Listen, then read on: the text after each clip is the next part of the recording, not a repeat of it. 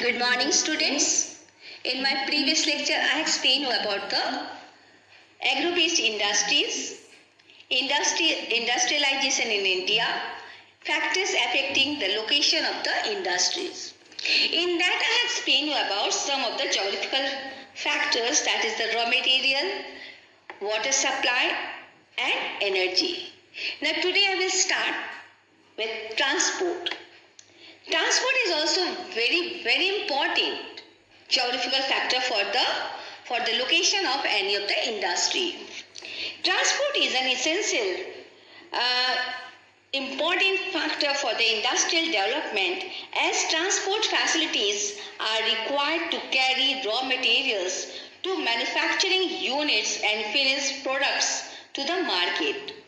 The availability of transport facilities has led to the development of the industries near the port towns that are linked with rail and roads of the hinterlands.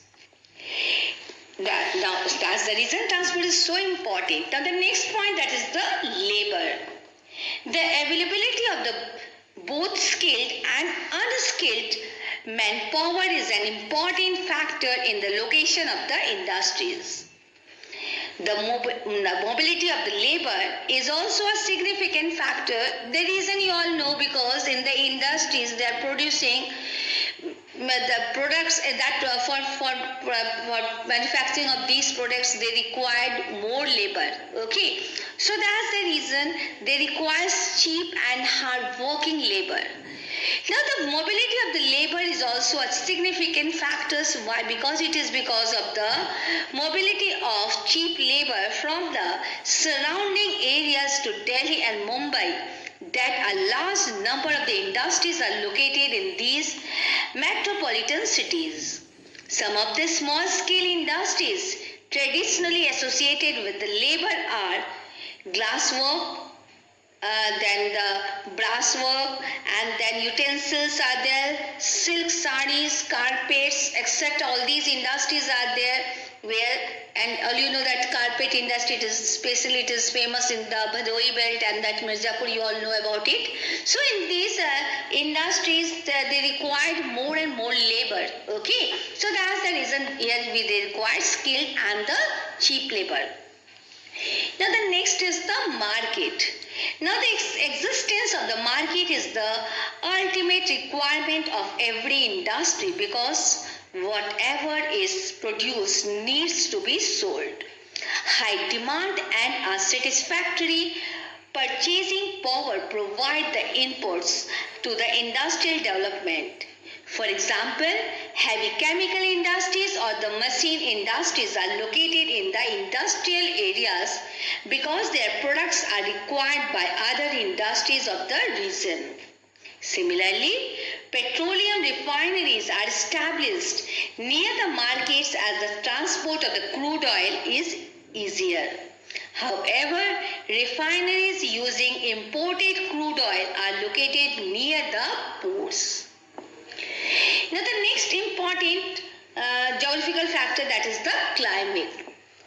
It plays a significant factor in the location of the industries, especially agro-based industries. For instance, cotton textile industry is located in Maharashtra, which has a favorable climate and soil for the growth of cotton. As we know, in that side we found black soil, and black soil is good for the cultivation of cotton. Extreme type of climate, either too hot and too cold climate, is also not favorable for the location of the industries. For example, northern part of India. Now as we know, the northern part of India, there is a what type of climatic condition is that? The climate is continental, or the extreme climatic condition isn't there. Because of that reason it will not be favorable for the growth of any kind of industry. But if you will see, maximum industries are located in the southern side, in the peninsular India. The reason is what? In that side the climatic condition is moderate, or the maritime climatic condition. It means not too much hot summer, not too much cold winter, and it will be favorable for the growth of the industries, especially for the agro-based industry. Now, for this, the reason is it is not only affected the availability of the raw materials but also the efficiency of the workers also. Okay, raw materials, it will protect these threads of these raw materials which are used in the textile industries. At the same time, the workers also can give their full time to do their work, because if the climatic condition will be extreme hot or cold, it is quite difficult for them to do work in that climate. Okay, so in this climate, peninsular India, the southern side of India, the climatic condition will support for the growth of the industries. I hope up to this point it is clear to all of you. If you got any problem, you can ask in the live class. Okay. Now the next factor which is important for the location of the industry, that is the commercial factors. Now it includes capital, bank and the credit facilities, government policies and the organizational efficiency. Now first let me explain you about the government. The government has a very significant role in the industrialization process, especially in the developing and underdeveloped countries. The big industries which require large infrastructure and capital are set up by the government. The government makes rules and regulations for running the industries and also provides the basic facilities like land, water and electricity. Further, it is the government which makes the policies and takes decisions to protect and increase the indigenous industries. Okay, so that is the role of the government.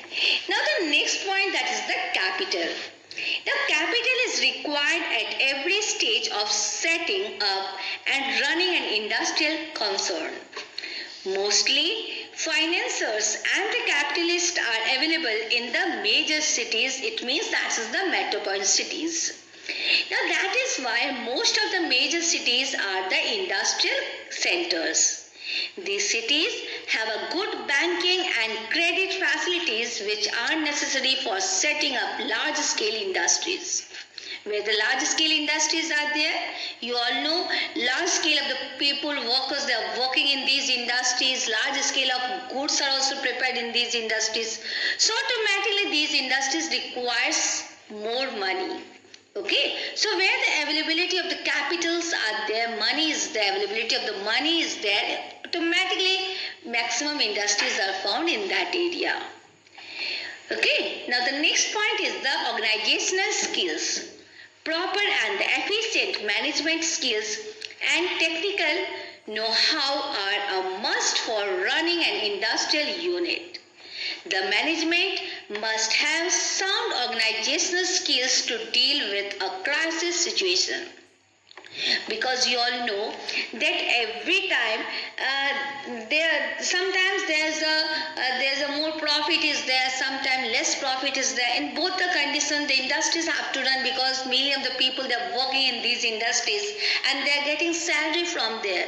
So automatically if the production will be high, then no problem will be there. But if the production will be less, then it creates a crisis there, how they will give the salary to their workers. Because of that reason, if the proper management is not there, sound organizational skills and the deal with in these crisis situations will not be there, then these industries can't run properly.